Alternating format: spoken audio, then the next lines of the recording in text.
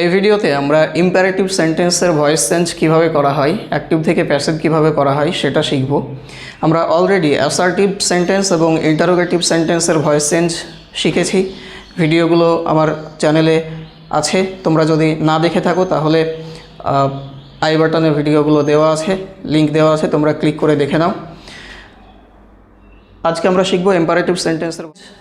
Class 9-10 স্টুডেন্টদের জন্য ভীষণ ইম্পর্ট্যান্ট, ক্লাস 10 স্টুডেন্টদের জন্য তো খুব ইম্পর্ট্যান্ট, কারণ বোর্ড এক্সামে এখান থেকে কোয়েশ্চেন হয়।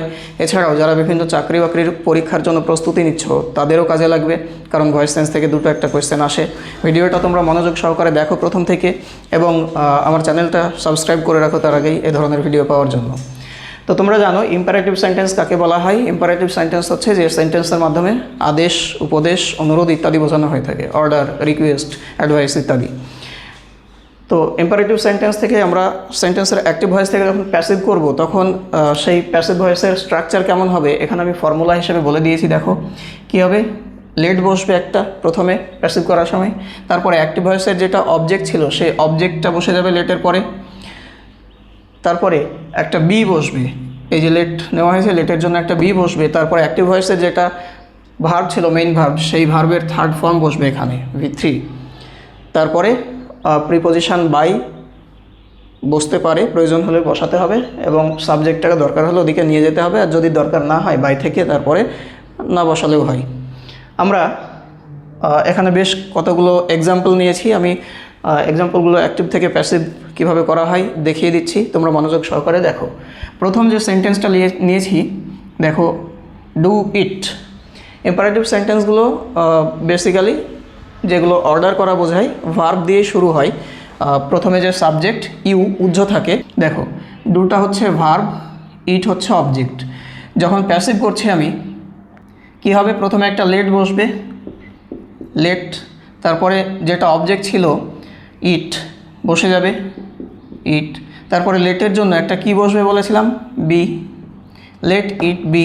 এবার যেটা ভার্ব পেয়েছিলাম সেই ভার্বের থার্ড ফর্ম বা পাস্ট পার্টিসিপল ফর্ম, ডু এর পাস্ট পার্টিসিপল ফর্ম হচ্ছে ডান, ফুল স্টপ, হয়ে গেল, লেট ইট বি ডান। এটা প্যাসিভ হয়ে গেল অ্যাক্টিভ থেকে।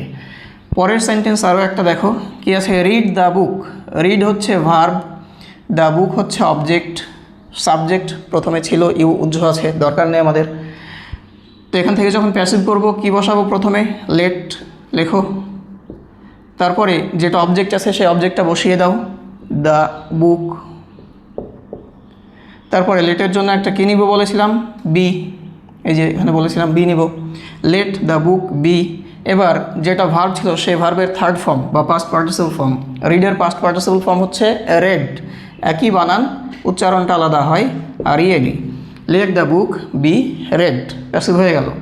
আরও একটা সেন্টেন্স দেখো, দেখো এই সেন্টেন্সটা আমি নেগেটিভ সেন্টেন্স নিয়েছি, do not oppress the weak. অপ্রেসটা হচ্ছে মেইন ভার্ব, দ্য উইক হচ্ছে object, do auxiliary verb, not হচ্ছে নেগেটিভ ওয়ার্ড একটা। তাহলে এখান থেকে যখন প্যাসিভ করব কি হবে, প্রথমে লেট বসিয়ে দিতে হবে, বসে যাবে লেট, তারপরে অবজেক্টটা লেখো দ্য উইক। এবার নেগেটিভ সেন্টেন্সের ক্ষেত্রে এই অক্সিলারি ভার্ব ডুটা বাদ চলে যাবে, দরকার নেই আমাদের প্যাসিভ ভয়েসের ক্ষেত্রে, এটাকে বাদ দিয়ে দিতে হবে। তারপরে যেটা নেগেশন বা নেগেটিভ ওয়ার্ড ছিল নট, সেই নটটাকে আমরা প্যাসিভ ভয়েসে ইউজ করব বা বসাবো। তাহলে লেট দ্য উইক, এবার নট, তারপর একটা বি বসাও, বি, এবার যেটা ভার্ব ছিল সেই ভার্বের থার্ড ফর্ম লিখে দাও, অপ্রেসের থার্ড ফর্ম হচ্ছে oppressed. Let the weak not be oppressed, নটটা বি এর আগে বসবে, বিয়ের পরে বসাবে না, তাহলে কিন্তু ভুল হয়ে যাবে। যদি এমন করো let the weak be not oppressed, তাহলে ভুল হয়ে যাবে, নটটাকে বিয়ের আগে বসাতে হবে বি ভার্বের। Let the weak not be oppressed, passive হলো। 4 নম্বর একটা দেখো, অ্যাক্টিভ ভয়েসটা শুরুই হয়েছে লেট দিয়ে, ওই জন্য আমি স্টার মার্ক দিয়ে রেখেছি। ইম্পারেটিভ সেন্টেন্সে অ্যাক্টিভ ভয়েস আমরা লেট দিয়ে শুরু করতে পারি, করা যায়। Let him buy a cycle, বাইটা হচ্ছে ভার্ব, এ সাইকেল হচ্ছে অবজেক্ট, হিমটা সাবজেক্ট। এবার এখান থেকে যখন আমরা প্যাসিভ করব প্রথমে যে লেটটা ছিল সেই লেটটা রেখে দিতে হবে, রেখে দাও লেট। এবার অবজেক্টটাকে এইদিকে নিয়ে এসো, এ সাইকেল, তারপরে লেটের জন্য একটা বি বসবে, লেটে সাইকেল বি। ভার্বের থার্ড ফর্ম বসাও, বাইয়ের থার্ড ফর্ম হচ্ছে বট। এবার একটা প্রিপোজিশন বসাও বাই, যেহেতু এখানে সাবজেক্টটা আছে সাবজেক্টটাকে আমরা ওদিকে নিয়ে যাব, বাই হিম এদিকে চলে আসবে। দেখো আমরা এর আগে অ্যাসার্টিভ সেন্টেন্সের এবং ইন্টারোগেটিভের অ্যাক্টিভ থেকে প্যাসিভ করার সময় শিখেছিলাম সাবজেক্টের জায়গায় হি থাকলে আমরা হিম করি, প্যাসিভ করার সময় হিম থাকলে আবার হি করতাম, কিন্তু এই ক্ষেত্রে যে হিমটা আছে সেই হিমটা চেঞ্জ হবে না, হিমটা বসে যাবে এখানে। হিম থেকে হি করে দিও না এখানে কেউ। Let a cycle be bought by him. তারপরে 5 নম্বর দেখো, we let him come in. We subject এখানে, হিম হচ্ছে অবজেক্ট, এখানে লেটটাই হচ্ছে মেন ভার্ব। তাহলে এখান থেকে আমরা যখন প্যাসিভ করব কি হবে, হিম এদিকে চলে আসবে, এইখানে হিমটা চেঞ্জ হয়ে হি হয়ে যাবে, হি। এবার লেট এখানে আছে হচ্ছে পাস্ট টেন্সে, তাহলে হি এর পরে একটা আমরা অ্যাসার্টিভ সেন্টেন্স এভাবে চেঞ্জ করতাম, প্যাসিভ করতাম, সেভাবে এখানেও করব। হি এর পরে একটা বি ভার্ব বসবে, ওয়াজ, এখানে ওয়াজ বসবে, কেননা he third person singular number, let আছে এখানে পাস্ট টেন্সে, হি ওয়াজ। এবার লেটের থার্ড ফর্ম বসিয়ে দাও, let let let let, he was let come in, একটা প্রিপোজিশন বাই, উই থেকে us, he was let come in by us. এখানে শেষের অংশটুকু যদি না লেখো তবুও ক্ষতি নেই, হি ওয়াজ লেট কাম ইন এখানে ফুল স্টপ দিয়ে দিলে তবুও হবে, বাই আসটা লেখার দরকার নেই। তারপরে দেখো পুট আপের টেন্ট, এখানে পুট আপ হচ্ছে ভার্ব, এ টেন্ট অবজেক্ট। এটা এই ধরনের সেন্টেন্সগুলো যে কাজটা অন্য কাউকে দিয়ে করিয়ে নেওয়া বোঝায়, এই ধরনের সেন্টেন্স যদি থাকে তাহলে আমরা সাধারণত এভাবে চেঞ্জ করি। প্রথমে লেট না বসে এখানে বসাবো হ্যাভ, হ্যাভ অবজেক্টটাকে নিয়ে এসো, এ টেন্ট, তারপরে যেটা ভার্ব ছিল তার third form put up, put put put তিনটে ফর্মই এক, তাহলে have a tent put up. এখানে লেটের জায়গায় লেটের বদলে আমরা কি বসাবো, হ্যাভ, যখন কাজটা অন্য কাউকে দিয়ে করিয়ে নেওয়া বোঝাবে সে ধরনের সেন্টেন্সে।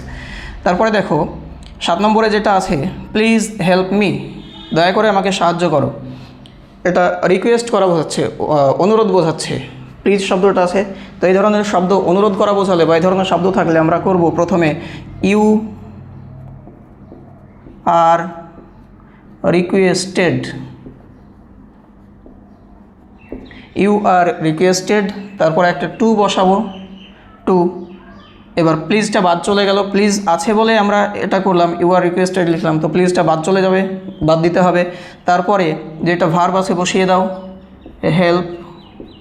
টু এর পরে সবসময় ভার্বের ফার্স্ট ফর্ম বসবে, কিন্তু এখানে হেল্পের থার্ড ফর্ম বসাবে না, হেল্পই রেখে দেবে।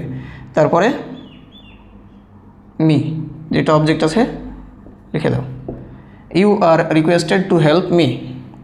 আজকের লাস্ট যে সেন্টেন্সটা দেখব আমরা, দেখো কাম ইন, অর্ডার করছে, ভেতরে এসো।